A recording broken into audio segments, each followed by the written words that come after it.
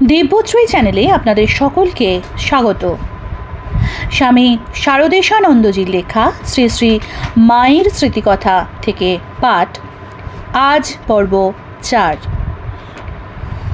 জননীং শারদাং দেবীং রামকৃষ্ণং জগদ্গুরুং পাদপদ্মে তয়োঃ শ্রুত্বা প্রণমামি মুহুর্মুহু। মায়ের জীবনচরিতের পাঠকগণ দেখিয়াছেন, রাধু আসিবার পর মায়ের সংসার বাড়িয়াই চলিয়াছে। কলকাতায় মায়ের বাড়ি উদ্বোধন নির্মিত হইবার পরে কোয়ালপাড়ায় তাহার জন্য জগদম্বা আশ্রম, জয়রামবাটিতে স্থানাভাব দূর করিবার জন্য প্রথমে কালীমামার বাড়ির পৃথক বৈঠকখানা, তারপর ক্রমশ মায়ের বাড়ি নির্মিত হইল। দেশ বিদেশের নানা শ্রেণীর স্ত্রী পুরুষ ভক্তের যাতায়াত কৃপালাভ দিনে দিনে বাড়িয়াই চলিয়াছিল। জয়রামবাটিতে মা বাপের বাটিতে মেয়ের মতো থাকতেন। এখানে পর্দার আড়াল ঘোমটার আবরণ তেমন নাই। সকলের সঙ্গে কথাবার্তা নিঃসংকোচে বলেন। তাই সন্তানেরা জয়রামবাটিতেই তাহাকে দর্শন করিতে চায়।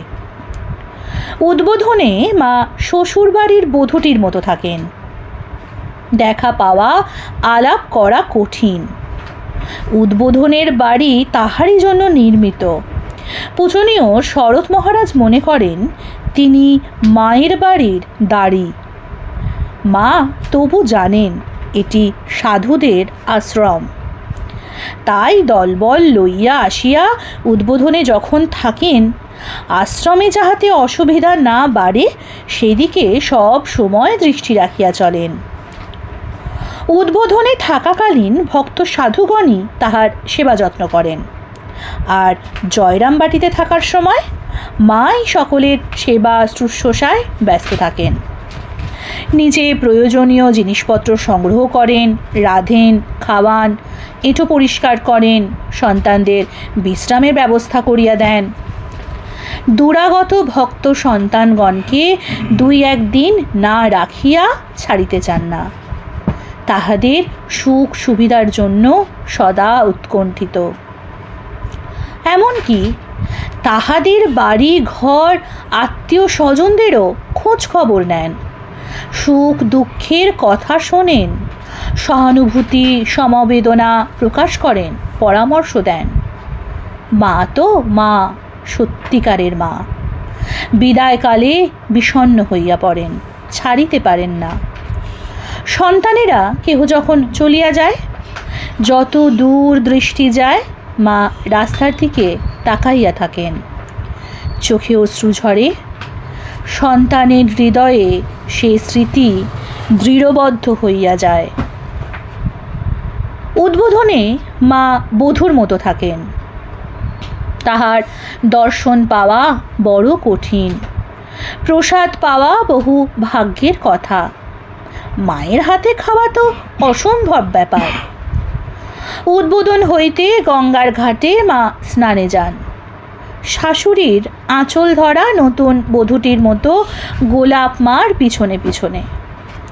পূজনীয় শরৎ মহারাজ নিত্য তাহাকে প্রণাম করিতে আসিলে এমন ঘোমটা টানিয়া বসেন যে মহারাজ অন্তরালে আক্ষেপ করিয়া বলিতেন, আমাকে যেন মনে করে শ্বশুর। লৌকিক মর্যাদা রক্ষার জন্যই প্রায় সর্বদা এইরূপ সংকোচ সহ ব্যবহার করিলেও মা তাহার প্রিয়তম সন্তান শরতের হৃদয়ের আকাঙ্ক্ষা অপূর্ণ রাখেন নাই। সিদ্ধ পুরুষ শারদানন্দ জগজ্জননীকে মাতৃরূপে ও কন্যা রূপে সেবা পূজা ভক্তি স্নেহ বাৎসল্য প্রকাশের আস্বাদনের সুযোগ সুবিধা সময় সময় বাঞ্ছিতভাবে পাইয়া আপনার অদ্ভুত তপস্যা ভক্তি সাধনার ফল লাভ করিয়াছিলেন। এক সময়ে মা কোয়ালপাড়াতে ম্যালেরিয়া জ্বরে ভীষণ অসুস্থ।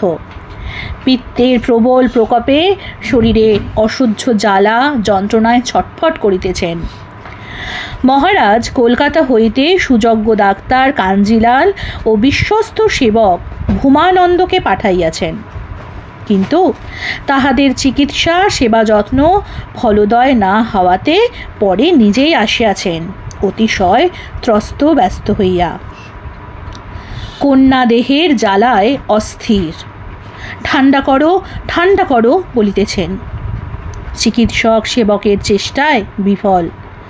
স্নেহময় পিতা বিছানার পাশে দাঁড়াইয়া বিষণ্ণ বদনে কাতর নয়নে বিদীর্ণ হৃদয়ে প্রত্যক্ষ করিতেছেন স্নেহপুতলী কন্যার মর্মান্তিক যন্ত্রণা।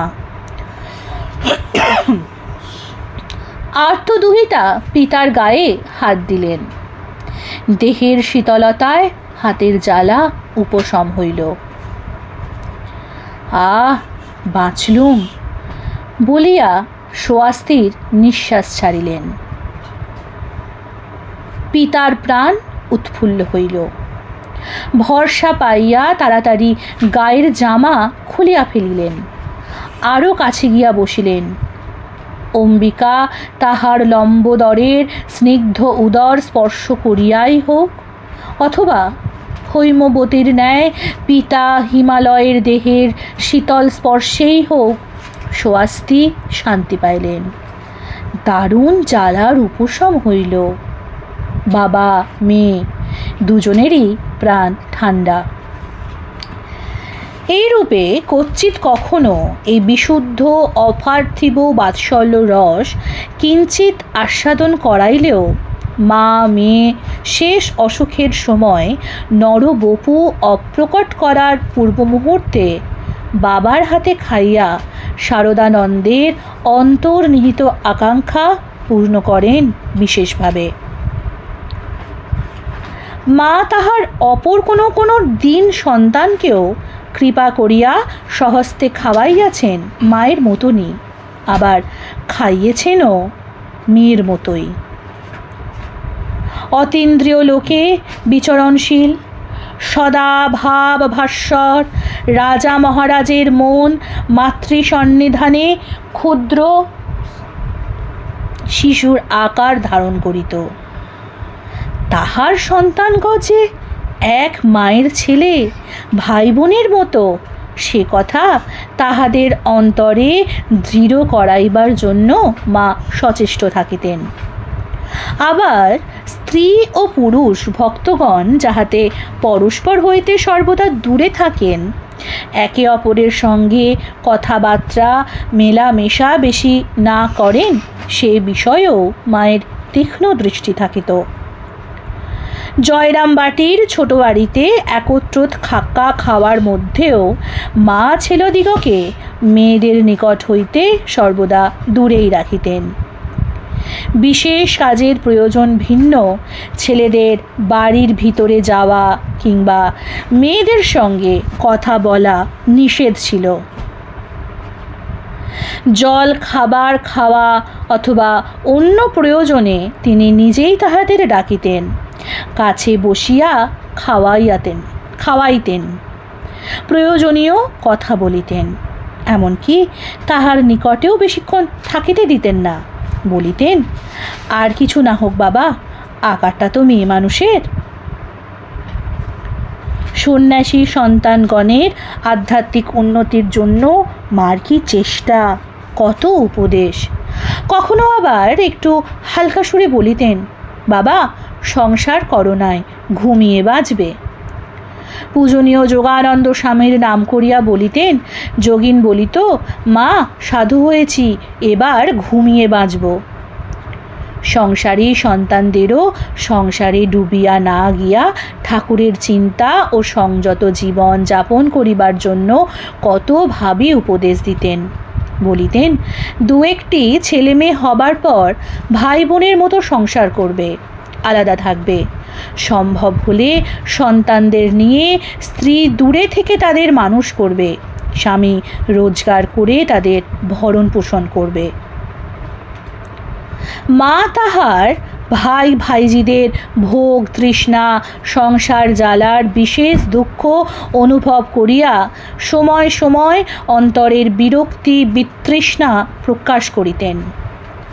সংসারে জীবন ধারণ করিতে গেলে টাকা কড়ির সম্পর্ক 16 আনা ত্যাগ করা যায় না। মাকেও টাকা পয়সা রাখিতে হইত।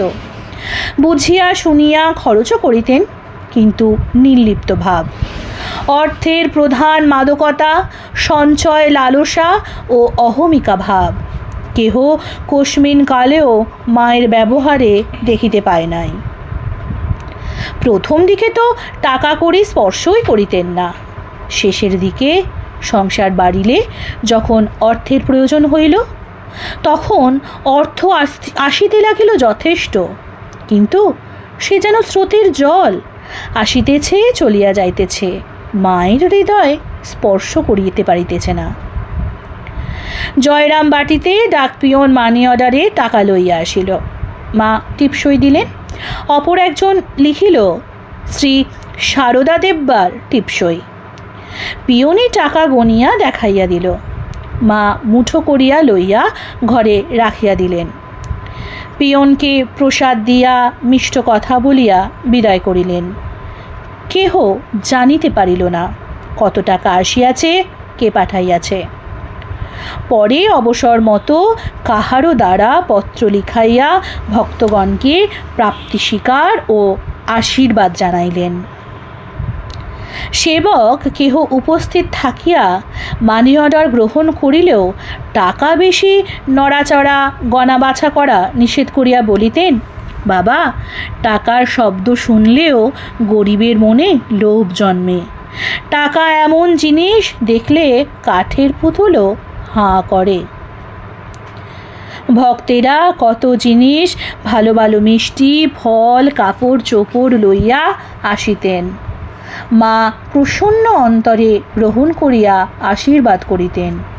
সে শুধু সন্তানদের পরিতৃপ্তির জন্যই। এই সকল জিনিসের প্রতি তাহার টান কখনো কেহ দেখে নাই।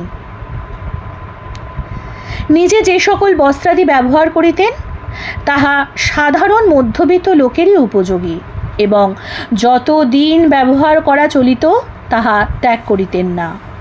এমনকি ব্যবহৃত বস্ত্রাদি সেলাই করিয়াও পরিতেন যতদিন চলিত। নূতন মূল্যবান বস্ত্রাদি অকাতরে বিলাইয়া দিতেন। তাহার প্রিয় সন্তান সুরেন্দ্রনাথ গুপ্ত আসামে চাকরি করাকালে তাহাকে তথাকার সুপ্রসিদ্ধ একখানি মূল্যবান এন্ড্রি বস্ত্র দিবার জন্য অনেক অনুনয় করেন। মা যখন শুনিলেন উহার দাম 80 টাকা তখনকার দিনে, তখনই জিভ কাটিয়া বাঁকিয়া বসিলেন। কিছুতেই উহা লইতে রাজি হইলেন না। ভক্তের সেবার জন্য ব্যাকুলতা বুঝিয়া বলিলেন, যদি নিতান্তই টাকা খরচ করতে চায় তবে বরং 1 খণ্ড জমি কিনে দিতে বলো, সাধু ভক্তের সেবা হবে। ওম যথাগ্নির দাহিকা শক্তি রামকৃষ্ণে স্থিতা হিয়া সর্ববিদ্যা স্বরূপাং তাং শারদাং প্রণমাম্যহম। আজকের পর্ব এখানেই শেষ হলো। পরবর্তী পর্ব আসবে আগামীকাল। নমস্কার, সঙ্গে থাকুন, সুস্থ থাকুন, ভালো থাকুন। জয় ঠাকুর, জয় মা।